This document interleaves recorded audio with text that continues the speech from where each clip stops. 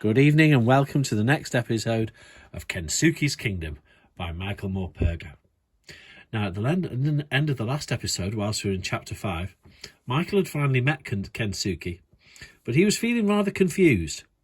On the one hand, Kensuke had been providing Michael and his dog Stella with fresh water and fish to eat to keep them alive, but on the other hand, Kensuke went absolutely crazy when Michael started to light a fire. He made him put it out, and at the end said, "You boy, this is your end of the island. This is my end of the island."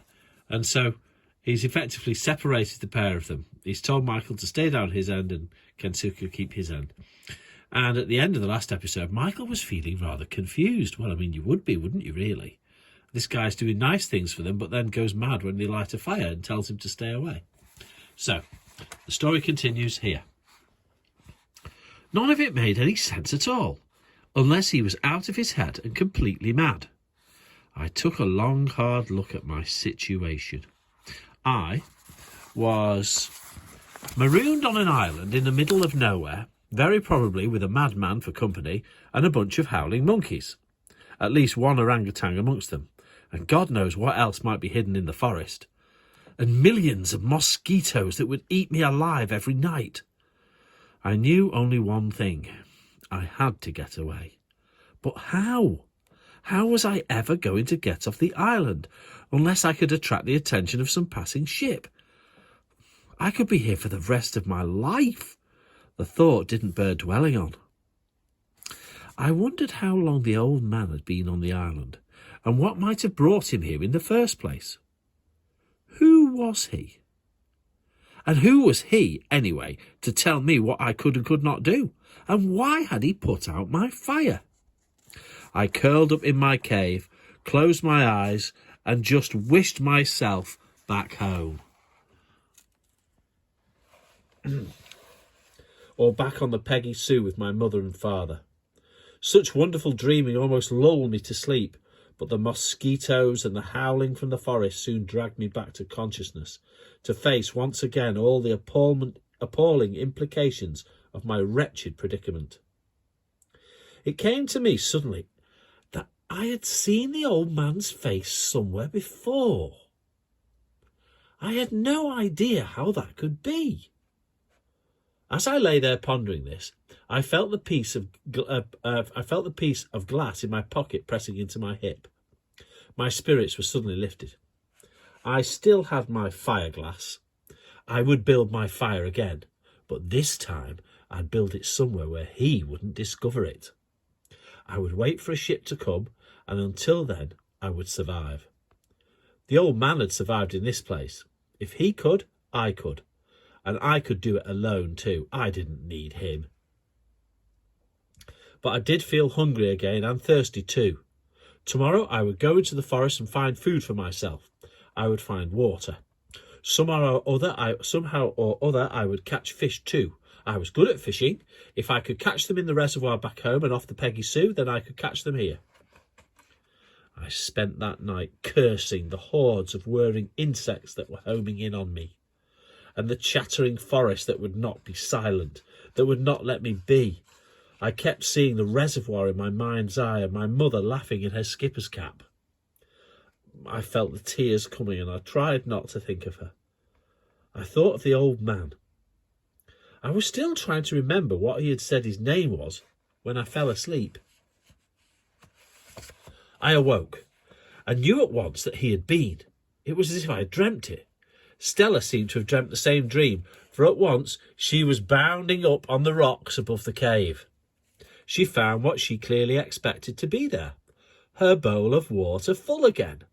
And there too, high on the shelf of rock beyond her, was the same upturned tin, my water bowl beside it, just as it had been the morning before. I knew it would be full, and I knew as I lifted aside the tin that the food would be there again. So Kensuke's obviously left them some more water and fish. As I sat there cross-legged on the rock, chewing ravenously on my fish and throwing pieces down for Stella to catch, I realised exactly what he meant to imply by this. We were not friends. We would not be friends. He would keep me alive, keep Stella alive, but only so long as I lived by his rules. I had to keep to my end of the island, and I must never light fires. It was all quite clear. With any real hope of immediate rescue diminishing day by day, I became more and more resigned. I knew I had no choice but to accept his terms and go along with his regime for the moment. He had now marked out a frontier, a boundary line in the sand, from the forest down to the sea on both sides of the island, and he renewed it frequently, as often as it needed to be.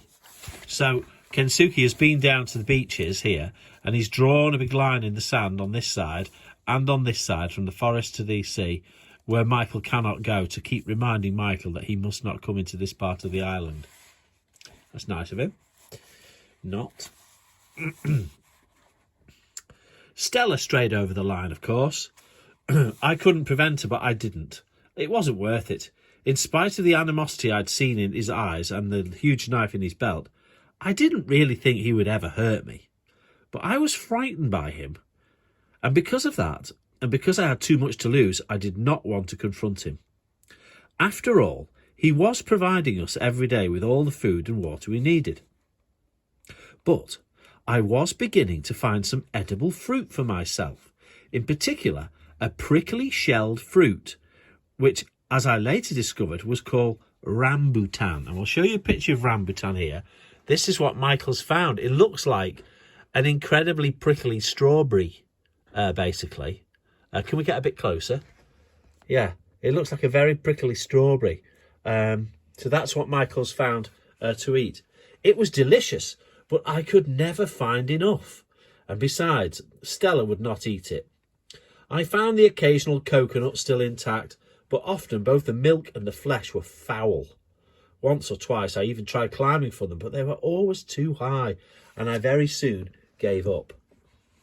I tried fishing in the shallows, fashioning a crude spear, a long stick I'd sharpened on a rock, but I was always too slow in my strike. There was often plenty of fish, but they were too small and too fast.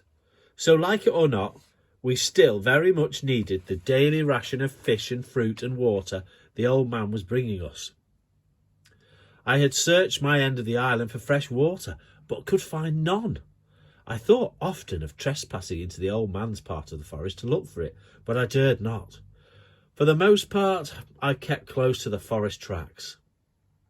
It wasn't only the old man's laws nor the howling of the monkeys, which I came to understand as a warning, that prevented me from venturing into his side of the island. It was the orangutan too. He seemed placid enough, but I had no idea how he or his friends might react if they found me in their territory. I kept wondering too what other creatures might lurk unseen, waiting to ambush me in the dark damp of the forest. If the constant jungle talk was anything to go by, the place was crawling with all sorts of dreadful creatures. I wonder what type of dreadful creatures are lying in that forest waiting for Michael. Find out tomorrow.